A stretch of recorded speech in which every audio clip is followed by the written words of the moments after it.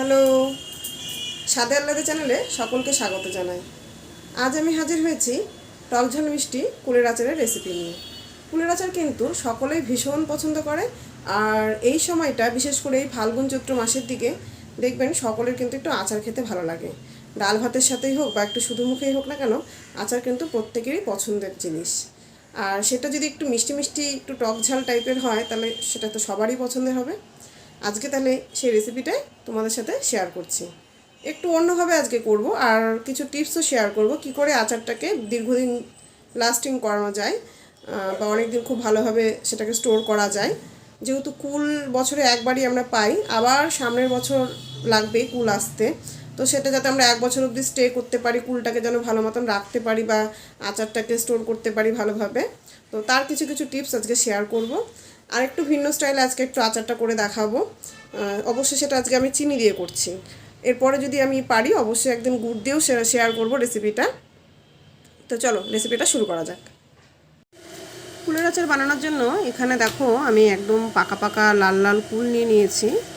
এই কুলগুলো আমি আমার মামার বাড়ির থেকে নিয়ে এসেছি। এত কুল হয়েছে গাছে, প্রচুর কুল ছিল, তো কুলগুলো একদম নিচে মাটিতে বিছিয়ে পড়েছিল। সেখান থেকে আমার মা এগুলো তুলে নিচ্ছে, এবং তোলার পরে এগুলোকে আমি একটু কিছুদিন রোদে দিয়ে ভালো মতন শুকিয়ে নিয়েছি, কারণ যখন পড়েছিল তখন এতটা লাল টকটকে ছিল না। আর যেহেতু মাটিতে পড়েছিল তার মধ্যে ধুলোও ছিল প্রচুর, আর সেগুলোকে এর জন্য একটু জল দিয়ে ভালো মতন একটু ধুয়ে ধুয়ে পরিষ্কার করে নিচ্ছি, যাতে কোনো রকম নোংরা কুলের মধ্যে না থাকে। দেখো প্রথমবারে জলটা অনেকটাই নোংরা ছিল, এখন বেশ পরিষ্কার জল বেরিয়েছে। দু একটা কুল আবার হাতে চাপা খেয়ে একদম ফেটে বেরিয়ে গেছে, কুলের বীজটা আলাদা হয়ে গেছে দেখো। এবার কি করছি দেখো, কুলের প্রত্যেকটা কুল আমি একটু একটু করে হালকা করে ফাটিয়ে নিচ্ছি। এতে করে কি হবে, কুলের এই ভেতরে আচারের মশলার স্বাদটা খুব ভালো মতন যাবে, সমস্ত মশলাই ভেতরে ঢুকে যাবে। আর একটা জিনিস হবে, যেটা হচ্ছে কুলগুলোর মধ্যে যদি কোনো রকম কোনো পোকা থাকে বা কোনো কুল খারাপ থাকে, পচা থাকে, সেটাও কিন্তু বোঝা যাবে। দেখো একটা একটা করে আমি সবগুলো কুলই ফাটিয়ে নিয়েছি একটু একটু করে, একদম কিন্তু বেশি আমি ফাটাইনি, অল্প পরিমাণে ফাটিয়েছি। এবার এর মধ্যে আমি 1 চামচের মতন লবণ দিয়ে দিলাম, আর দিয়ে দেবো খুব সামান্য একটু হলুদ। হলুদটা অপশনাল, আর নাও দিতে পারো। সামান্য একটু নুন হলুদ দিয়ে এবার কুলগুলোকে আমি ভালো করে মেখে নিব। এই নুন হলুদ দিয়ে মাখানোর ফলে কি হবে, কুলের ভেতরে যে একটু ফাটিয়ে দিয়েছি যে যার জন্য, যে নুন হলুদটা বা লবণের স্বাদটায় কুলটার মধ্যে যে ভালো মতন যাবে, আর কুলটা কিন্তু খেতেও অনেক বেশি টেস্টি হবে। দেখো হালকা হাতে আমি মেখে নিচ্ছি, খুব বেশি কিন্তু চাপ দিয়ে মাখার প্রয়োজন নেই। এবার কি করছি, একটা থালা নিয়ে নিয়েছি, বড় থালা। এই থালার মধ্যে আমি এই মেখে রাখা কুলগুলোকে একটু ছড়িয়ে দিচ্ছি, কারণ আমি এটাকে একটু রোদে দেব। এই কুলটাকে আমি একটু রোদে শুকিয়ে নিব। কুলটার ভেতরে দেখো তোমরা অনেকটা কিন্তু রস রয়ে গেছে, আর এতটা রস দিয়ে আমি রসালো কুল দিয়ে আমি আচারটা করব না, তাহলে কিন্তু আচারটা নষ্ট হয়ে যাওয়ার একটা চান্স থাকে, তাড়াতাড়ি নষ্ট হয়ে যেতে পারে। তো আমি এটাকে দুটো রোদ দিয়ে বা একটা রোদ দিয়ে একটু শুকিয়ে নিব, রোদের উপরে নির্ভর করবে। আজকে তবে রোদটা খুব ভালোই উঠেছে, সকাল সকাল এটা আমি করে নিয়েছি, আর এখন এটাকে আমি রোদে দিয়ে দিব। তো দেখো আমি একদিন পুরো রোদে দিয়েছিলাম, তাতে করে অনেকটাই ড্রাই হয়ে গেছে। আজকে আরও হাফ বেলা আমি রোদ দিয়েছি এটাকে দিয়ে, এবার আমি এটাকে নামিয়ে নিয়েছি। এখন এটাকে আমি আচার তৈরি করে নেব। গ্যাস বার্নারের উপর একটা ফ্রাইং প্যান আমি বসিয়ে দিয়েছি। আচার তৈরি করার ক্ষেত্রে একটা মশলা দরকার পড়ে, এটা আচারের স্পেশাল মশলা, যার জন্য আচারের স্বাদটা অনেক বেশি বেড়ে যায়। এখানে সবার প্রথমে আমি দিয়ে দিয়েছি 4টের মতন শুকনো লঙ্কা। শুকনো লঙ্কাগুলোকে আমি ছোট ছোট টুকরো করে ভেঙে দিয়ে দিলাম, যাতে করে তাড়াতাড়ি একটু ভাজা হয়ে যায়। দেখো 1 চামচের মতন আমি দিয়ে দিলাম 5 ফোড়ন, আর 1 চামচ দিয়ে দিচ্ছি এখানে আমি মৌরি। এই মৌরির গন্ধটা আচারের মধ্যে কিন্তু ভীষণ ভালো লাগে। আর 5 ফোড়নের মধ্যে মেথি রয়েছে, মৌরি, জিরে সব কিছু রয়েছে, তো এক্সট্রা করে আর মেথি আমি দিচ্ছি না।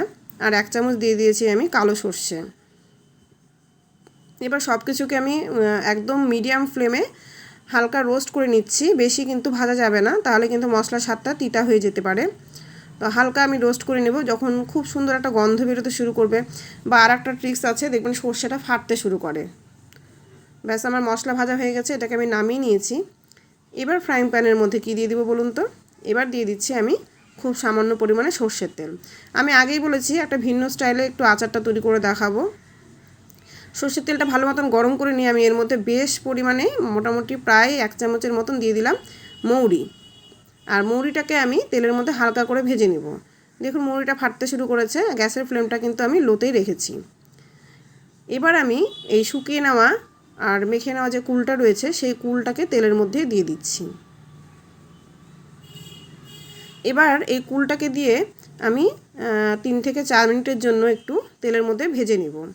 আর এই সময় কিন্তু গ্যাসের ফ্লেমটাকে আমি একদম মিডিয়ামে রেখেছি, হাই ফ্লেমে কিন্তু করব না, তাহলে কিন্তু কুলগুলো পুড়ে যেতে পারে।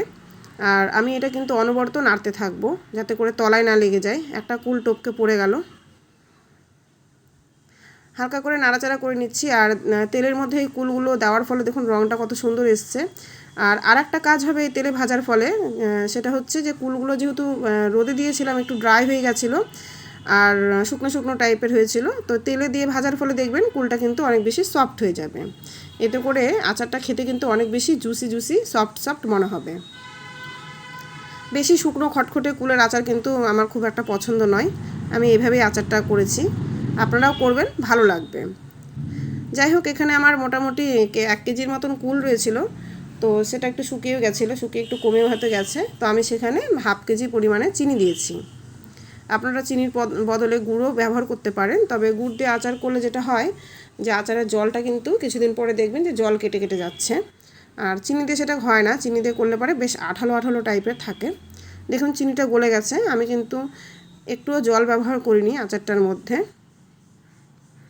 তবে শেষের দিকে আমি একটু এরপরে চিনিটা গলে গেলে এই হাতাটা যেটা দেখতে পাচ্ছেন যে হাতাটা দিয়ে আমি নাড়ছি, সেই হাতাটাতে 1 হাতার মতন জল আমি এখানে অ্যাড করব, যাতে করে কুলটা, এই যে দেখুন জল দিয়েছি, আর যাতে করে কুলটা একটু ভালো মতন সেদ্ধ সেদ্ধ হয়ে যায়, সেই কারণে আমি এই 1 হাতা জল এর মধ্যে দিয়েছি। এবার কুলটাকে আমি একটু ভেঙে ভেঙে দিচ্ছি। দেখুন অনেকটা চিনি যেহেতু গলে গেলে অনেকটাই জল বেরোয়, সমস্ত চিনি গলেও গেছে আর কুলগুলো এখন একটু ভালো মতন আমি সেদ্ধ করে নিচ্ছি। যে মশলাটা আমি রেডি করেছিলাম, দেখুন মিক্সারে আমি সেই মশলাটা কীভাবে রোস্ট মানে শুকনো গুঁড়ো করেছি, মানে একদম কিন্তু আমি একদম মিহি পেস্ট কিন্তু করিনি বা 1 ফোঁটা জলও ব্যবহার করিনি, শুকনোই রয়েছে। আর এটাকে আমি একটু দানাদার দানাদার অবস্থাতেই কিন্তু গুঁড়ো করে নিয়েছি, যাতে করে আচার যখন আমরা খাবো এই মশলাগুলো যখন আমাদের মুখে পড়বে তখন কিন্তু বেশ ভালো লাগবে খেতে। একদম ফাইন পাউডার কিন্তু আমি এখানে করিনি, খুব ধীরে ধীরে মানে অল্প অল্প করে, ধরে নেন 1 সেকেন্ডের জন্য ব্লেন্ডারের সুইচটা ঘুরিয়ে দিয়ে আবার বন্ধ করেছি, আবার 1 সেকেন্ড দিয়েছি, আবার ঘুরিয়েছি। এইভাবে করলে পরে কি হয়, একদম ফাইন পাউডার হয় না, দানা দানা দানা দানা একটা ভাব থাকে, আর এটা আচারের জন্য একদম পারফেক্ট। দেখুন চিনিটা কিন্তু অনেকটা আঠালো আঠালো ভাব চলে এসেছে, আর দেখুন কালারটা কতটা চেঞ্জ হয়েছে, লালটে লালটে যেরকম কালার ছিল সেখান থেকে কিন্তু একটা বেশ ব্ল্যাকিশ টাইপের কালার এসছে। তবে আরও খানিকক্ষণ আমাদের কিন্তু এটাকে নাড়িয়ে রান্না করে নিতে হবে। গ্যাসের ফ্লেমটা আমি মিডিয়ামেই রেখেছি। এবার কি করব বলুন তো, এবার একটু ওই যে মশলা দিয়েছিলাম, খানিকটা মশলা দিয়েছিলাম, আর এখন যেটা করছি আমি এই 1 ছিপির মতন ভিনিগার আমি এই আচারটার মধ্যে দিয়ে দিলাম। ভিনিগারটা দেওয়ার ফলে কী হবে, এই আচারটা যদি আপনারা ঘরে 1 বছরও রাখেন বা 2 বছরও রাখেন, তাও এই আচারটার কিন্তু কিচ্ছু হবে না, এটা অনেক দিন লাস্টিং করবে এই আচারটা। এবার আমি গ্যাসের ফ্লেমটাকে একদম অফ করে দিয়েছি, ভালোভাবে ভিনিগারটা মিশিয়েও নিয়েছি। আমি যে মশলাটা রেডি করেছিলাম তার থেকে 1-1.5 চামচ মশলা আমি এই আচারের মধ্যে দিয়েছিলাম, তবে আরও খানিকটা মশলা এখন আমি ওপর দিয়ে বেশ সুন্দর করে ছড়িয়ে দিচ্ছি। একটু টেস্ট করে নেবেন যে ঝাল টাল সব ঠিকঠাক আছে কি না। আর হ্যাঁ, লবণটা যেহেতু আমি কুলের মধ্যে মেখে নিয়েছিলাম, তাই আমি কিন্তু আর লবণ ব্যবহার করিনি, তবে একটু টেস্ট করে দেখবেন, যদি লবণ কম মনে হয় তবে সেক্ষেত্রে আপনারা কিন্তু সামান্য লবণ অ্যাড করতে পারেন। ব্যাস, আমার এই টক ঝাল মিষ্টি কুলের আচার কিন্তু একেবারে রেডি হয়ে গেছে। আমি এবার এটাকে একটা পাত্রের মধ্যে ঢেলে নিচ্ছি, একটা বাটিতে আমি এটাকে ঢেলে নিলাম। তবে এটা ভীষণ গরম রয়েছে এখন, ঠান্ডা হলে আমি এটাকে একটা কাচের জারে স্টোর করব। কাচের জারের মধ্যে স্টোর করলে আচার অনেক দিন ভালো থাকে। আর অবশ্যই মাঝে মধ্যে আচারটাকে একটু রোদে দেবেন, বানানোর পরে পরপর 2 দিন যদি রোদে দিতে পারেন তো খুবই ভালো হয়, আর নইলে 1 দিন অবশ্যই দিয়ে দেবেন। আর চেষ্টা করবেন 15 দিনে 1 দিন অন্ততপক্ষে আচার রোদে রাখার, এতে করে আচার অনেক দিন যাবৎ ভালো থাকবে। তো কেমন লাগলো আমার এই রেসিপি অবশ্যই কমেন্ট করে জানাবেন, আর বাড়িতে অবশ্যই ট্রাই করবেন। সকলে খুব ভালো থাকবেন, সুস্থ থাকবেন, ধন্যবাদ।